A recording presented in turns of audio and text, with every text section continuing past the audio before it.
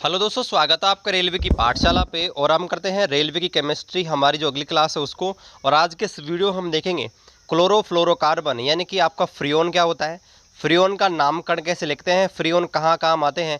उसके अलावा हम देखेंगे सीएनजी क्या होती है और एलपीजी क्या होती है, इन दोनों में क्या डिफरेंट है, कौन सी बेस्ट होती है। इसके अलावा पॉलीमर यानी कि बहुलक क्या होते हैं, और हम महत्वपूर्ण बहुलक देखेंगे जैसे नाइलॉन 66 क्या होता है। ठीक है, उसके बाद हम देखेंगे यहाँ पर जो प्राकृतिक रबड़ होता है उसको कैसे बनाया जाता है। तो ये सारी चीज़ें देखेंगे। और दोस्तों बहुत इंपॉर्टेंट वीडियो है। और दोस्तों मैं आपके लिए एक स्पेशल अनाउंसमेंट करना चाहता हूँ कि मैं 50 बेस्ट यूज़र हैं वो मैं सेलेक्ट करूँगा। वहाँ पर आपको फ्री टेस्ट बुक का है वो 6 मंथ का आपको फ्री सब्सक्रिप्शन दे दूँगा, जहाँ से आप टेस्ट दे सकते हो। तो उसके लिए मैंने टेलीग्राम पर अपडेट कर दिया है और बहुत जल्दी मैं आपको 20 जून को अपडेट कर दूँगा वीडियो बनाकर कि आपको क्या प्रोसेस करनी है, और जिससे आपको 50 लकी जो भी दोस्त हैं उनको यहाँ पर टेस्ट बुक का 6 मंथ का जो पास है वो मिल जाएगा, जिससे आप फ्री में टेस्ट दे सकते हैं 6 महीने के लिए। और इसके बाद हम बहुत जल्दी और भी ज़्यादा संख्या में करेंगे। तो उसके लिए आप स्टे ट्यून कीजिएगा हमारे चैनल को और अपने दोस्तों के साथ शेयर कीजिए। ठीक है, तो चलिए शुरू करते हैं आज की क्लास को। तो यहाँ पर पहला जो टॉपिक है वो है क्लोरोफ्लोरोकार्बन। ठीक है, जिसको बोलते हैं फ्रेयॉन। ठीक है, अब देखिए पहला क्वेश्चन तो यही आता है कि जो फ्रेयॉन होता है वो क्या कैसे मिलकर बना होता है, किस किस चीज़ से मिलकर बना हुआ होता है। तो दोस्तों होता क्या है कि जब पॉलीक्लोरो या फ्लोरो जो होते हैं, पॉली का मतलब होता है एक से ज़्यादा, मतलब 2 3 4 5, है ना। तो पॉलीक्लोरो और पॉलीफ्लोरो जो होते हैं, एल्केन जो होते हैं, है ना, उनको फ्रेयॉन कहते हैं।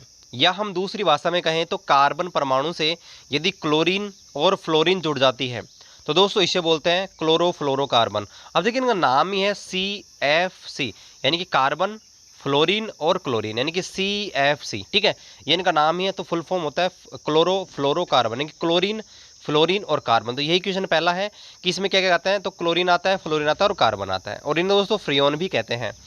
अब दोस्तों यहाँ पर पहली चीज़ आती है कि फ्रियोन में सबसे इंपॉर्टेंट कौन सा है। तो दोस्तों फ्रियोन में सबसे इंपॉर्टेंट होता है फ्रियोन 11। क्या होता है? फ्रेयोन 11। और फ्रियोन 11 का सूत्र होता है आपके CFCl3। क्या होता है? CFCl3। इसको याद कर लेना है, ये बहुत इंपॉर्टेंट है। इसका सूत्र दोस्तों बहुत बार पूछा जाता है, सीधा है बिल्कुल सा। वैसे तो बहुत सारे फ्रियोन होते हैं लेकिन सबसे सीधा यही होता है, सबसे इंपॉर्टेंट भी ये होता है। तो फ्रियोन 11 बहुत इंपॉर्टेंट है। और फ्रियोन 11 का सूत्र होता है दोस्तों CFCl3। क्या होता है? CFCl3।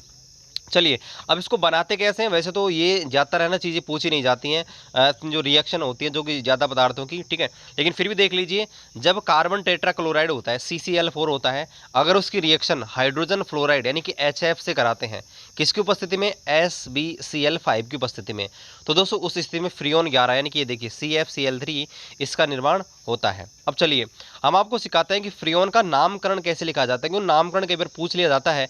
वैसे तो नॉर्मली दोस्तों फ्रियोन 11 का ही सूत्र आपसे पूछ लेगा, लेकिन मान लीजिए आपसे फ्रियोन 21 पूछ ले, फ्रियोन 110 पूछ ले, तो फिर हम कैसे निकालेंगे। तो यहाँ पर देखिए फ्रियोन का रासायनिक जो नामकरण लिखा जाता है वो यहाँ पर लिखा जाता है X, Y और Z की फॉर्म में। तो मैं आपको और डिटेल बताने के लिए मैं ले चलता हूँ मेरे पर्सनल नोट्स के ऊपर। तो यहाँ पर देखिए फ्रियोन्स का नामकरण लिखा जाता है दोस्तों, यहाँ पर देखिए XYZ, यानी कि XYZ इन तीनों से मिलकर यहाँ पर फ्रियोन का नामकरण लिखा जाता है। जैसे मैंने IUPAC कराई थी, आपको बोला था अनुलग्न और पूर्व लग्न ऐड करके बनाई जाती है। तो यहाँ पर 3 चीज़ें होती हैं। अब देखिए XYZ और क्या क्या है। X क्या होता है? जितनी कार्बन की संख्या दी हुई है ना उसमें से एक घटा के लिख दो। मतलब मान लीजिए आपको कार्बन दे रखा है 2, तो एक घटा के लिख दो, यानी कि जो कार्बन की संख्या दे रखी है उसमें से एक घटा दो। दूसरा Y क्या होता है? Y होता है कि हाइड्रोजन की संख्या आपको दी हुई है ना उसमें एक ऐड कर दो। क्या करना है? जो हाइड्रोजन की संख्या दी हुई है उसमें एक ऐड कर देना है। और Z क्या होता है? Z होता है फ्लोरीन की संख्या, जितनी भी दी हुई है उसको वैसे के वैसे लिखना है। कन्फ्यूज़ नहीं होना है, बिल्कुल छोटी चीज़ है। अगर देखिए X क्या होता है? कार्बन। कार्बन अगर दिया हुआ है तो क्या करना है दोस्तों? एक घटा देना है। ऐसे याद लीजिए, कार्बन बड़ा होता है तो उसमें से एक घटा देंगे, हाइड्रोजन छोटा होता है तो हाइड्रोजन में क्या कर देंगे? एक ऐड कर देंगे। और फ्लोरीन है, ठीक है, फ्लोरीन उसको ऐसा का ऐसा लिख देंगे। ध्यान रखना दोस्तों, यहाँ पर क्लोरीन नहीं आता है जब हम सूत्र लिखते हैं तब। मान लीजिए हमको ये दे रखा है CFCl3, इसका हमको लिखना है नामकरण। ठीक है, CFCl3 का नामकरण लिखना है कि इसका नाम क्या है। तो कैसे लिखेंगे? देखिए पहला क्या करना है, XYZ के रूप में इसको लिखना है। तो X लिखेंगे पहले। X का मतलब है कार्बन जितने हैं उसमें से एक घटा दो। देखिए कार्बन CFCl में कितने हैं? CFCl3 में एक ही है ना, तो देखिए कार्बन तो एक ही है, तो X कैसे निकालेंगे? एक है उसमें से भी एक घटा दे, क्या बच गया? 0। y कैसे निकालेंगे कि जितने हाइड्रोजन उसमें एक और ऐड कर दो। हाइड्रोजन देखिए CFCl3 में एक भी नहीं है ना, तो एक ऐड करेंगे तो जीरो में एक ऐड करेंगे तो एक, ठीक है। उसके बाद जेड क्या होता है, फ्लोरीन की संख्या। यहाँ पर फ्लोरीन संख्या कितनी है दोस्तों, एक ही है, तो एक यो क्यों। अब तीनों को मिला दिए 0 1 1, तो क्या हो जाएगा सूत्र इसका 0 11। 0 11 का मतलब इसको बोलेंगे फ्रियोन 11। क्या बोलेंगे दोस्तों, फ्रियोन 11। चलिए मैं आपको एक और यहाँ पर बता देता हूँ, एक दो और। मान लीजिए आपको इसका लिखना है CF2Cl2, इसका नामकरण लिखना है। तो कैसे करेंगे, जितने कार्बन दे रखे हैं ना उसमें से एक घटा दो। को कार्बन इसके कितने दोस्तों, एक ही, तो एक और घटा दिया तो क्या हो गया 0, ठीक है। वाई क्या होती है, वाई अभी आपको बताया था, हाइड्रोजन जितने दे रखे हैं उनमें एक ऐड कर दो। तो हाइड्रोजन इसमें है ही नहीं, सूत्र में हाइड्रोजन आ ही नहीं रहा, तो एक ऐड करेंगे तो एक, ठीक है। उसके बाद जेड क्या होता है, फ्लोरीन की संख्या। फ्लोरीन कितने हैं, 2, तो 2 यों क्यों लिखना है, ठीक है। तो यहाँ पर इसको क्या बोलेंगे दोस्तों, फ्रियोन 12, ठीक है। क्या बोलेंगे, फ्रियोन 12, ठीक है। CF2Cl2 किसका सूत्र होता है, फ्रियोन 12 का। चलिए एक और देख लेते हैं, ठीक है। वैसे तो बहुत सारे हैं लेकिन इसको और देख लेते हैं। C2F2Cl2, ठीक है, C2F2Cl2। तो X लिखना है, फिर Y लिखना है, फिर Z लिखना है। X कैसे लिखते हैं कि जितने कार्बन है उसमें से एक घटा दो। दोस्तों कार्बन कितने हैं, 2, तो एक घटा दिया तो कितना बचेगा, 1, ठीक है। उसके बाद Y लिखेंगे। Y क्या होता है, जितने हाइड्रोजन होते हैं एक ऐड कर दो। हाइड्रोजन 0 है, एक ऐड करेंगे कितने हो जाएंगे, हाइड्रोजन 1, ठीक है। उसके बाद फ्लोरीन जितने हैं उनकी संख्या को ऐसे कैसे लिख दो। फ्लोरीन कितने हैं दोस्तों, 2, तो यूँ क्यों लिख दिया, तो इसका सूत्र हो गया 1 1 2, यानी दोस्तों इसका नाम क्या हो जाएगा, फ्रियोन 112। क्या हो गया, फ्रियोन 112। तो बस आपको यही ध्यान रखना है, फ्रियोन 11 होता है, फ्रियोन 11 उसका सूत्र होता है CFCl3। आप 8-10 बार बोलोगे CFCl3 CFCl3, ऐसे याद हो जाएगा, यही पूछ जाता है, ठीक है। जब मेरा जो एक्सपीरियंस है वो आपको बताता हूँ, इतना डिटेल से नहीं पूछ जाता, फिर भी मैंने आपको बता दिया है। चलिए अब इसके यूज कहाँ होते हैं दोस्तों, तो यूज होते हैं, देखिए पहला तो होता है रेफ्रिजरेटर। रेफ्रिजरेटर क्या होता है, फ्रीज जो हम काम लेते हैं ना घर में, ठंडा पानी पीने के लिए, कोल्ड ड्रिंक्स रखने के लिए, आप जानते ही हैं घर में। तो जो फ्रीज होता है दोस्तों, उसमें प्रशीतक गैस के रूप में, प्रशीतक का मतलब क्या होता है, ऐसे पदार्थ, प्रशीतक को इंग्लिश में बोलते हैं कूलेंट, ठीक है, कूलेंट। तो यहाँ पर ऐसे पदार्थ जो कि दूसरे पदार्थों को ठंडा करने में हेल्प करते हैं, प्रशीतक है ना, कि ठंडा करने में, उनको जमने में, है ना, मदद करते हैं, उनको बोलते हैं प्रशीतक। तो दोस्तों रेफ्रिजरेटर में ये क्वेश्चन बहुत बार पूछा गया है, मान के चलिए मोस्ट रिपीटेड क्वेश्चन है ग्रुप डी में, कि रेफ्रिजरेटर में प्रशीतक के रूप में किसका उपयोग किया जाता है। तो आपको ध्यान रखना है फ्रियोन, क्या दोस्तों, फ्रियोन, या इसको CFC क्लोरोफ्लोरोकार्बन भी बोलते हैं और आपके फ्रियोन भी बोलते हैं, कन्फ्यूज नहीं होना है। चलिए दूसरा देखते हैं। दूसरा इसका उपयोग होता है अक्रिय विलायक के रूप में। अब अक्रिय विलायक क्या होता है, अब दोस्तों होता क्या है, कई बार क्या होता है दोस्तों, यहाँ पर अक्रिय विलायक क्या होते हैं कि ऐसा हमको सॉल्यूशन बनाना होता है जो आपस में रिएक्शन नहीं करे। मान लीजिए हम विलेन बनाना चाहते हैं। अब मान लीजिए हमने सोडियम है, अब सोडियम को देखिए हम, आपको पता है पानी में नहीं रखते, उसको केरोसिन में रखा जाता है। क्यों, क्योंकि दोस्तों वो पानी के साथ अभिक्रिया करता है और वहाँ पर जलने लग जाता है, ठीक है। तो ऐसे बहुत सारे पदार्थ होते हैं, उनको हम रखने के लिए अक्रिय विलायक का उपयोग करते हैं। अक्रिय विलायक का मतलब होता है कि वो उससे रिएक्शन करेंगे नहीं, ठीक है। तो अगर हम जिन पदार्थों का उपयोग करते हैं जो उनमें घुलता नहीं है या उनके साथ रिएक्शन नहीं करता, उनको बोलते हैं दोस्तों अक्रिय विलायक, ठीक है। ये चीज़ होती है। अब चलिए वापस से आप आ जाते हैं नोटबुक के ऊपर। तो चलिए नामकरण देख लिया और इसका हमने यूज भी देख लिया, ठीक है दोस्तों, यूज भी देख लिया, यूज कहाँ होता है, नामकरण कैसे लिखा जाता है। अब देखिए हम देखते हैं CNG और LPG, ये भी दोस्तों बहुत इंपॉर्टेंट है, पूछ जाता है CNG और LPG के बारे में। तो पहला क्वेश्चन तो यही है CNG के बारे में कि CNG का पूरा नाम क्या होता है। दोस्तों CNG का पूरा नाम होता है कंप्रेस्ड नेचुरल गैस, यानी कि संपीड़ित प्राकृतिक गैस, ठीक है, ये इसका पूरा नाम होता है। अब दोस्तों इसमें दूसरा जो इंपॉर्टेंट क्वेश्चन होता है वो ये होता है कि CNG में मुख्य रूप से क्या पाया जाता है। CNG का मुख्य घटक क्या होता है, तो मेथेन होता है, ये आपको ध्यान रखना है।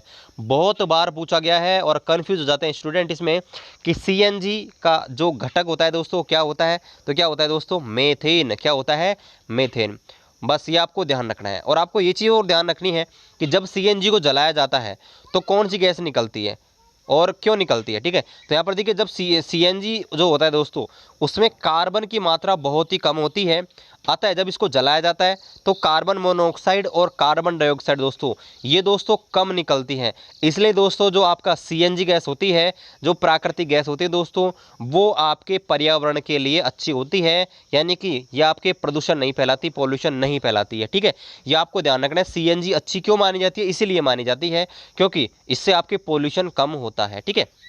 अब देखिए ये पाई कहाँ जाती है, ठीक है, CNG कैसे निकालते हैं। तो देखिए CNG होता है वो पृथ्वी की गहराई में पेट्रोलियम पदार्थ जो होता है, आपने देखे होंगे तेल के कुएं जो होते हैं, ठीक है, तेल के कुएं निकालते हैं तो दोस्तों ये मान लीजिए कच्चा ऑयल भरा हुआ है, तो इसके ऊपर यहाँ पर एक परत पाई जाती है जो कि गैस की होती है। तो ये जो परत होती है दोस्तों यही होती है प्राकृतिक गैस। तो पृथ्वी की गहराई में दोस्तों पेट्रोलियम पदार्थ के ऊपर यहाँ पर पाई जाती है ये गैस, जिसको बोलते हैं प्राकृतिक गैस। तो यही पूछ लेते हैं कि प्राकृतिक गैस कहाँ पाई जाती है। तो जो पेट्रोलियम जो होता है, पेट्रोलियम मतलब जिसमें पेट्रोल कैरोसिन सारे सारे मिक्सर होते हैं, उस पदार्थ को बोलते हैं पेट्रोलियम। तो दोस्तों ये पेट्रोलियम के ऊपर पाई जाती है और इसको दोस्तों यहाँ पर जब प्राकृतिक जो गैस होती है ना, ये जो निकाल ली जाती है उसको प्राकृतिक गैस बोलते हैं, ठीक है। अभी जो प्राकृतिक गैस है इसको उच्च ताप पर और उच्च दाब पर क्या करते हैं, संपीड़ित करते हैं। संपीड़ित मतलब कंप्रीज करते हैं इसको, और दोस्तों कंप्रीज कर देते हैं तो ये फिर कहला जाती है क्या, संपीड़ित प्राकृतिक गैस। इसका नाम हो जाता है संपीड़ित प्राकृतिक गैस CNG, ठीक है। अब देखिए CNG और LPG में डिफरेंट क्यों है, कौन सी अच्छी है, ये भी आपको पूछा जाता है। अब देखिए CNG गैस होती है वो LPG से अलग होती है। पेट्रोलियम का जब प्रभाजी आसवन किया जाता है दोस्तों, तो पेट्रोलियम के कौन कौन से अवयव पाए जाते हैं ये भी आपसे पूछ लिया जाता है कि पेट्रोलियम को जब अलग अलग तापमान पर गर्म करेंगे उसको बोलते हैं प्रभाजी आसवन। तो यहाँ पर अब ध्यान रखना है, पेट्रोल है, ठीक है, डीजल है, कैरोसिन है, प्राकृतिक गैस है, ये सारी चीज़ें पेट्रोलियम का यहाँ पर आपके पेट्रोलियम का जब प्रभाजी आसवन किया जाता है तब जाके प्राप्त होती है।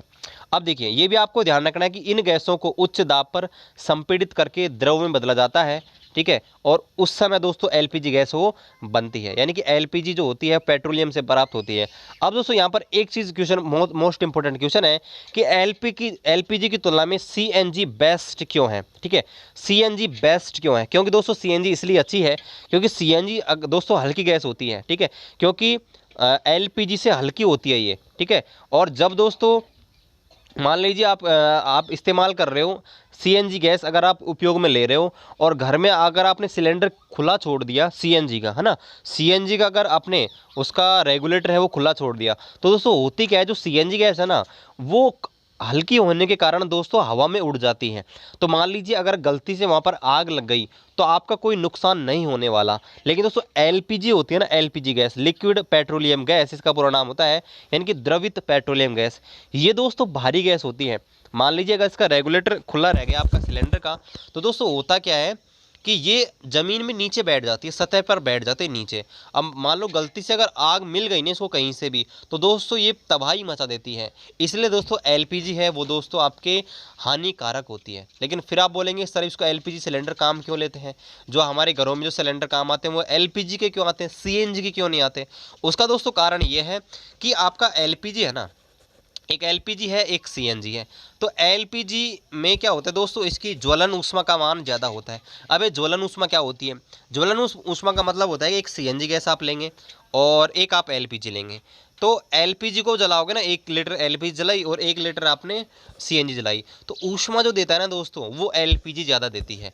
मतलब LPG है वो ज़्यादा आपको ऊष्मा प्रदान करता है ना। इसकी हीटिंग जो वैल्यू होती है ना पर मोल वो ज़्यादा होती है। इसलिए दोस्तों हम LPG का इस्तेमाल करते हैं, CNG का इस्तेमाल बहुत कम किया जाता है, ये आपको ध्यान रखना है। लेकिन दोस्तों आपकी LPG है वो पर्यावरण के लिए नुकसानदायक है और आपके लिए भी नुकसानदायक है ना। कई भी सिलेंडर आपने देखे होंगे फट जाते हैं जिससे बहुत ही जान मान की हानि होती है, तो ये इसकी वजह से होता है। चलिए अब देख लेते हैं CNG है उसका यूज़ कहाँ होता है, ठीक है। अब देखिए CNG का उपयोग ईंधन के रूप में होता है, LPG का भी ईंधन के रूप में होता है। इसके अलावा दोस्तों यहाँ पर देखिए यातायात के साधन होते हैं, तो आपने देखे होंगे बहुत सारे ऐसे वाहन होते हैं, स्पेशली कुछ वैन होती हैं। तो उनमें क्या होता है दोस्तों, आपने सिलेंडर रखे देखे होंगे ऐसे पीछे की ओर, है ना, कुछ वैन होती हैं, ठीक है। तो वहाँ पर CNG का उपयोग किया जाता है। और दोस्तों स्पेशली जो ताजमहल के नज़दीकी जो एरिया होते हैं दोस्तों, वहाँ पर पेट्रोल के ये जो कार हैं गाड़ियाँ नहीं चलती हैं, वहाँ पर CNG के, ठीक है, CNG के वाहन चलाए जाते हैं ताकि ताजमहल को वहाँ पर कोई हानि नहीं हो। तो ये आपको ध्यान रखना है, ये आपका CNG और LPG था, ठीक है। अब चलिए हम बात करते हैं पॉलीमर्स, यानी कि आपके बहुलक क्या होते हैं। तो चलिए देखते हैं बहुलक क्या होता है, यानी कि पॉलीमर्स क्या होते हैं। तो देखिए जब छोटे छोटे अणु होते हैं ना, जब छोटे सरल अणु यानी कि छोटे छोटे मॉलिक्यूल्स आपस में मिल जाते हैं, तो दोस्तों होता है क्या है कि बड़ी श्रृंखला का निर्माण हो जाता है। तो दोस्तों इसी चीज़ को बोलते हैं बहुलक। क्या बोलते हैं दोस्तों, बहुलक। यानी कि देखिए ये क्वेश्चन यहाँ पर पूछा जाता है कि जो बहुलक होता है उसका निर्माण किससे होता है। तो दोस्तों आपको ध्यान रखना है, ये छोटे छोटे कण होते हैं ना, इनको बोलते हैं एक लक इकाई। क्या बोलते हैं? एक लक। इंग्लिश में बोलते हैं मोनोमर। क्या बोलते हैं? मोनोमर। यानी कि बहुत सारे मोनोमर मिलकर दोस्तों पॉलीमर का निर्माण करते हैं। क्या करते हैं? पॉलीमर का निर्माण करते हैं। यही पूछा जाता है कि पॉलीमर होता है उसका निर्माण किससे होता है। तो छोटे छोटे सरल अणु आपस में मिलते हैं और दोस्तों पॉलीमर बनाते हैं, और इन छोटे छोटे अणुओं क्या बोलते हैं दोस्तों? मोनोमर। क्या बोलते हैं? मोनोमर। ठीक है। अब तो दोस्तों दो प्रकार के बहुलक होते हैं, एक होते हैं प्राकृतिक नेचुरल, एक होते हैं आपके संश्लेषित यानी कि आपके सिंथेटिक। अब प्राकृतिक क्या होते हैं? ऐसे बहुलक जो कि प्रकृति से सीधे प्राप्त होते हैं, यानी कि जो अवेलेबल है उनको हमको कुछ भी करने की जरूरत नहीं पड़ती है। जैसे कि प्राकृतिक रबड़, ठीक है, स्टार्च, सेल्यूलोज, रेजिन, ये आपके प्राकृतिक बहुलक के उदाहरण है। क्वेश्चन पूछ सकता है कि निम्न में से कौन सा प्राकृतिक है। हो सकता है कि इनमें से कोई सा ऑप्शन डाल दिया जाए। अब देखिए प्राकृतिक रबर को बनाना हम देख लेते हैं, प्राकृतिक रबर कैसे बनता है। तो दोस्तों प्राकृतिक रबर है ना, वो आपके एक पेड़ होता है रबड़ का पेड़, उससे द्रव निकाला जाता है, मतलब जैसे काट दिया जाता है उसको पेड़ को बीच में से, ऐसे परमानेंट नहीं, मतलब उसकी छाल है ना उसको हटा दिया जाता है। तो उसमें से क्या होता है? दूध टाइप का, ठीक है, गाढ़ा द्रव वो बहने लग जाता है। तो उसको हम क्या करते हैं? पात्रों में इकट्ठा कर लेते हैं।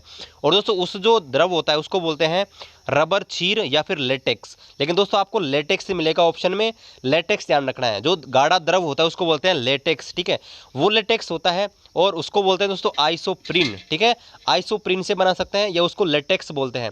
तो दोस्तों उससे यहाँ पर बनाया जाता है। लेकिन दोस्तों यहाँ पर प्रयोगशाला में उसको आइसोप्रीन से बनाया जाता है। यहाँ पर क्वेश्चन ये पूछा जाता है कि प्राकृतिक रबर का एक लक इकाई क्या होती है, यानी कि प्राकृतिक रबर को प्रयोगशाला में किससे बनाते हैं। तो दोस्तों आइसोप्रीन, ये इसका आइसोप्रीन का सूत्र है। आइसोप्रीन का बहुलीकरण कराया जाता है, पॉलीमराइजेशन कराया जाता है आइसोप्रीन का, तब जाके आपके ये बनता है प्राकृतिक रबर। ये आपको ध्यान रखना है। बस क्वेश्चन इतना ही आता है कि आइसोप्रीन किसका बहुलक होता है, आइसोप्रीन किसका पॉलीमर होता है। तो आपको ध्यान रखना है वो रबर किसका बहुलक होता है, तो आइसोप्रीन का बहुलक होता है। बस ये आपको ध्यान रखना है बस इसमें। चलिए अब इसमें यहाँ पर देखते हैं। अब देखिए होता क्या है कि ये जो दूध मिलता है ना, जो गाढ़ा पदार्थ निकलता है वहाँ से पेड़ से, तो दोस्तों होता क्या है कि ये बहुत लचीला होता है, मतलब इसको काम नहीं ले सकते। तो यहाँ पर क्वेश्चन ये पूछा जाता है कि यहाँ पर जो प्राकृतिक रबर होता है वो आपके लचीला होता है, इसमें प्रत्यास्थता का गुण कम होता है। प्रत्यास्थता का गुण मतलब क्या होता है? बंधना। आप खींच किसी भी रबर को खींच सकते हैं, आपने देखा होगा ना, तो उसे बोलते हैं प्रत्यास्थता गुण। तो इसमें क्या मिलाया जाता है दोस्तों? मोस्ट फेमस इंपॉर्टेंट क्वेश्चन है, बहुत बार रिपीट हुआ है कि यहाँ पर देखिए इस लाइन को पढ़ लेते हैं। इस प्रकार प्राप्त रबड़ होता है अत्यंत प्रत्यास्थ और कम तनन सामर्थ्य वाला होता है। मतलब तनन सामर्थ्य का मतलब उसको खींच नहीं सकते, लंबा नहीं कर सकते। तो दोस्तों इसकी तनन सामर्थ्य बढ़ाने के लिए और प्रत्यास्थता बढ़ाने के लिए इसमें सल्फर को मिलाया जाता है और गर्म किया जाता है। इस प्रोसेस को वल्कनीकरण कहते हैं। दोस्तों क्वेश्चन ये पूछा जाता है कि आपके प्राकृतिक रबर को वल्कनीकरण जब करते हैं प्राकृतिक रबर का, यानी कि प्राकृतिक रबर में तनन सामर्थ्य बढ़ाने के लिए इसे किसके साथ गर्म किया जाता है। ऑप्शन दे दिया जाता है पोटेशियम के साथ, सल्फर के साथ, सोडियम के साथ। तो आपको ध्यान रखना है सल्फर के साथ दोस्तों इसको गर्म किया जाता है, और इस प्रोसेस को बोलते हैं वल्कनीकरण, वल्कनाइजेशन। क्या बोलते हैं दोस्तों? वल्कनाइजेशन। और दोस्तों जब हम प्राकृतिक रबड़ को इस सल्फर के साथ गर्म कर देते हैं तो जो नया जो रबड़ प्राप्त होता है दोस्तों वो कम घिसता है, दूसरा मजबूत होता है, कठोर होता है, और क्या होता है? अप्रत्यास्थ होता है, मतलब टूटता नहीं है, भंगुर प्रकृति का नहीं होता। ठीक है।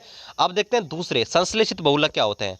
संश्लेषित बहुलक ऐसे होते हैं दोस्तों जो हम प्रयोगशाला में बना लेते हैं, यानी कि हम कृत्रिम विधियों से प्रयोगशाला में बनाते हैं, उन्हें बोलते हैं आपके संश्लेषित बहुलक।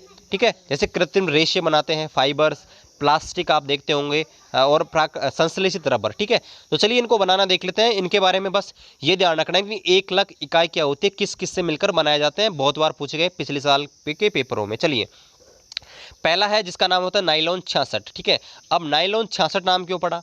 अब देखिए नाइलॉन 66 इसलिए नाम पड़ा क्योंकि इसकी जो एक लक इकाई है ना वो दो से मिलकर बनी होती है। एक तो इसमें होता है एडीपी अम्ल और एक होता है हेक्सामेथिल डाइअमीन। अब दोस्तों इसमें देखिए जो एडीपी अम्ल होता है ना इसमें भी 6 कार्बन होते हैं और हेक्सामेथिल डाइअमीन में भी 6 कार्बन होते हैं, इसलिए इसका नाम होता है नाइलॉन 66। आपको क्या ध्यान रखना है? बस सिर्फ ये चीज़ ध्यान रखनी है कि नाइलॉन 66 को किससे बनाया जाता है। बस किससे बनाया जाता है? हेक्सामेथिल डाइअमीन और एडीपी अम्ल। किस किस से? बस आपको ये ध्यान नहीं रखना रिएक्शन, क्योंकि इतनी नहीं पूछी जाती है दोस्तों, ठीक है। बस आपको ये ध्यान रखना है कि इनकी 1 लाख इकाई क्या है। तो आपको ध्यान रखना है हेक्सा मेथिल डाइएमीन और एडीपी अम्ल, जिससे बनाता है नाइलॉन 66 या नाइलॉन 66। बस अब चलिए इसके उपयोग देख लेते हैं, उपयोग कहाँ काम आते हैं। तो देखिए पहला उपयोग होता है मशीनों में जो गियर बनाए जाते हैं, ठीक है, उनमें, बियरिंग जो होता है उसमें, टायर जो बनाए जाते हैं, है ना, टायर, कपड़े, कुछ कपड़े होते हैं जो कि आपके जिनमें यहाँ पर इसका उपयोग होता है, रेशे यानी कि फाइबर्स, रस्सियाँ आप जानते हैं, और ब्रूस, इनको बनाने में नाइलॉन 66 का उपयोग किया जाता है। चलिए अगला देखिए टेरिलिन। टेरिलिन भी आपके एक संश्लेषित बहुलक होता है।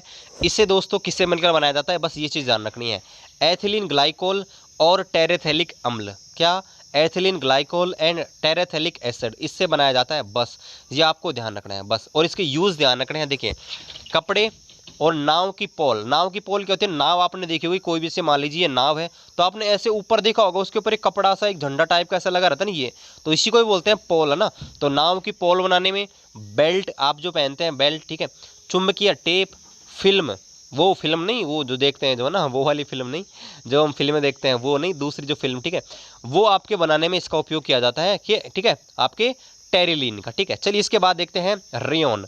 अब रियोन को बोलते हैं रेसे, यानी कि फाइबर्स जो होते हैं ना, वही होता है कि आपके रियोन होते हैं। अब दोस्तों रियोन को बनाने के लिए क्या करते हैं, सोडियम हाइड्रोक्साइड होता है ना, NaOH, ठीक है, NaOH के अंदर जो कागज़ होता है, आप जानते हैं सेल्यूलोज होता है कागज़, तो सेल्यूलोज को भिगो देते हैं, पहला काम तो ये करते हैं। फिर उसके अंदर दोस्तों 2-3 चीज़ें डालते हैं। पहला डालते हैं carbon disulphide gas, CS2 gas, ठीक है। ये सब डालने के बाद दोस्तों उसको तनु सल्फ्यूरिक अम्ल में छोड़ देते हैं थोड़ी देर के लिए, और फिर इसको छान लेते हैं। तो दोस्तों हमको फाइबर हैं यानी कि रेसे हैं वो दोस्तों प्राप्त हो जाते हैं। और दोस्तों आपके कपड़े बनाए जाते हैं, आप देखे होंगे कपड़े को, आप देखोगे तो उसमें छोटे छोटे धागे होते हैं, तो इन्हें बोलते हैं रेसे। तो आपके वस्त्र बनाने में, धागे बनाने में, दरिया बनाने में दोस्तों इसका उपयोग किया जाता है। अब दोस्तों मोस्ट इंपॉर्टेंट है प्लास्टिक। प्लास्टिक के बारे में क्वेश्चन पूछा जाता है, इसको आपको ध्यान रखना है, ये तो बहुत ज़रूरी है प्लास्टिक। तो देखिए प्लास्टिक कैसे बनाया जाता है।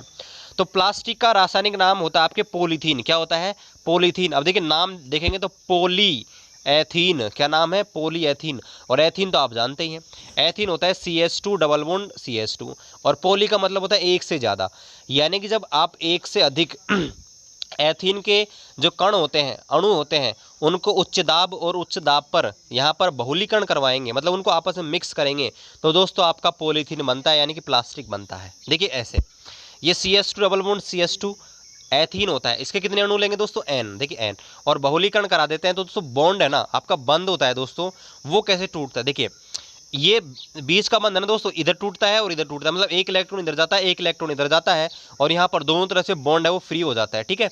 चलिए तो यहाँ पर दोस्तों ये आपका होता है पॉलीथीन, इस प्रकार से बनता है। अब पॉलीथीन का उपयोग तो आप जानते हैं किसके लिए किया जाता है, थैलियाँ बनाने में। आप बाजार से थैली लेके आते हैं, कुछ भी मान लीजिए आपको कोई सब्जी लेके आनी है, कुछ भी सामान लेके आना, चीनी लेके आना, तो थैलियों में लेके आते हैं, पन्नियों में।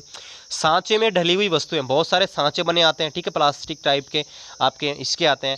पाइप बनाने में, ट्यूब बनाने में इसका उपयोग किया जाता है। इसके अलावा दोस्तों ये आता है पॉलीविनाइल क्लोराइड, ये भी बहुत इंपॉर्टेंट है, क्योंकि दोस्तों इसका पूरा नाम पूछा जाता है, कई बार PVC लिख दिया जाता है, PVC का पूरा नाम बताइए, ठीक है। तो PVC का पूरा नाम होता है पॉलीविनाइल क्लोराइड। तो देखिए बनाते किससे हैं, पोली का मतलब होता है एक से ज़्यादा, तो किससे बनाते हैं, विनाइल क्लोराइड से। तो यही पूछा जाता है पहला क्वेश्चन तो, कि PVC होता है उसका 1 लाख इकाई क्या होती है, मतलब PVC को किससे बनाया जाता है, तो दोस्तों PVC को बनाया जाता है विनाइल क्लोराइड से। तो देखिए ये होता है विनाइल क्लोराइड, ठीक है। विनाइल क्लोराइड को जब अभिक्रिया कराते हैं तो ये जो द्विबल बॉन्ड है ना, ये टूट जाता है, एक तो इधर एक इधर, यानी कि ये ऐसे, और यहाँ पर N, यानी कि N इसके बहुत सारे आपस में बहुत सारे यहाँ पर इसके अवयवीकरण होते हैं। चलिए अब इसके यूज़ देते हैं, PVC का उपयोग कहाँ होता है। PVC का उपयोग पाइप बनाने में, आपने देखा होगा बहुत सारे ऐड आते हैं PVC के पाइप, तो ये आपको ध्यान रखना है। हमारे घर के लाइट के स्विच जो होते हैं, ठीक है, वो आपके इसी के बनाए जाते हैं।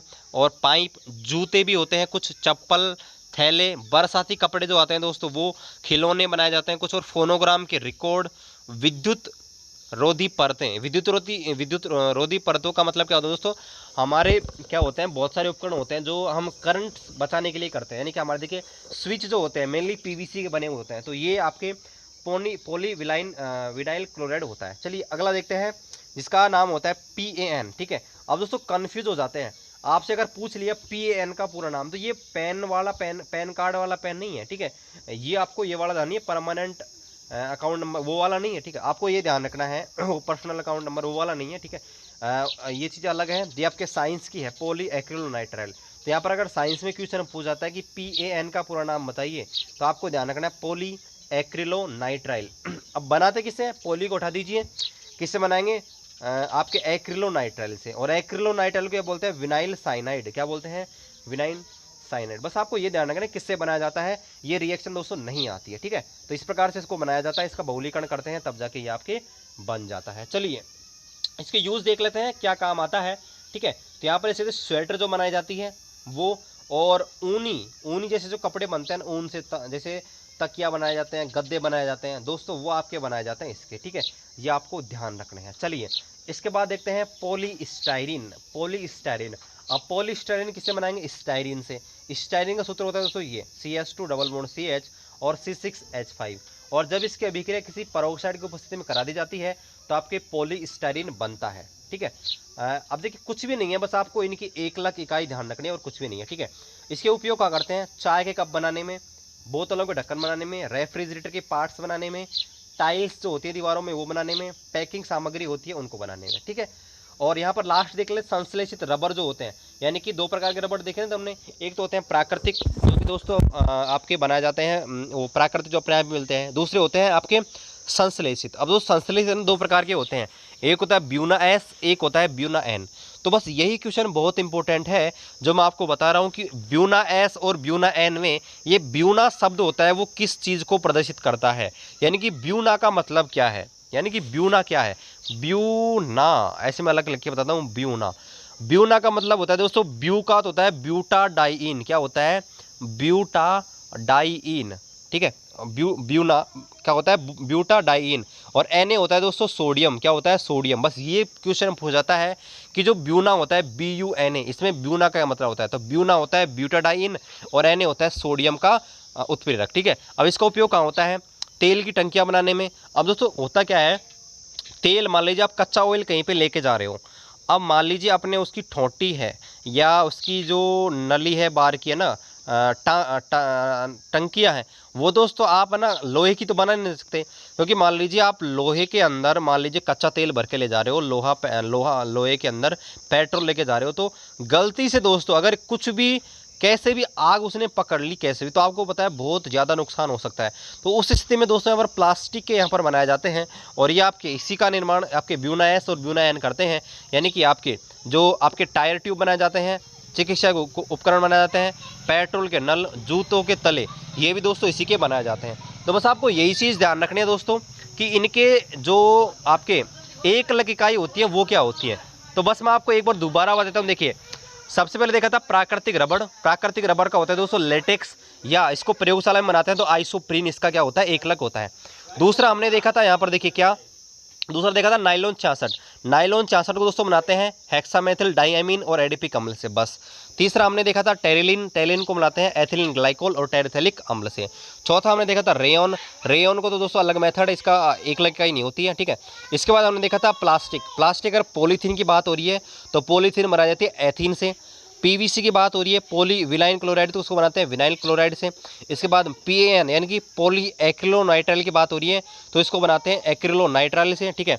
और इसके बाद अगर हम बात करें लास्ट यहाँ पर संश्लेषित रबर की, तो संश्लेषित रबर दो प्रकार के होते हैं, ब्यूना S और ब्यूना N। बस आपको ये ध्यान रखना है, ब्यूना का मतलब क्या होता है? ब्यूना का ब्यू से बनता है आपके ब्यूटाडाइन और N से मतलब सोडियम, और S और N का मतलब होता है, S का मतलब स्टीरीन और N का मतलब नाइट्राइल, बस। ठीक है दोस्तों, तो इस वीडियो में हमने देखा कि फ्रेओन क्या होते हैं, फ्रेओन के कैसे उपयोग होते हैं, और यहाँ पर हमने पॉलीमर है यानी कि हमने बहुलक उनके बारे में देखा। तो दोस्तों यहाँ पर इस क्लास को ख़त्म करते हैं, मिलते हैं फिर आपसे अगले वीडियो में, अगली क्लास में। तब तक जय हिंद, जय भारत।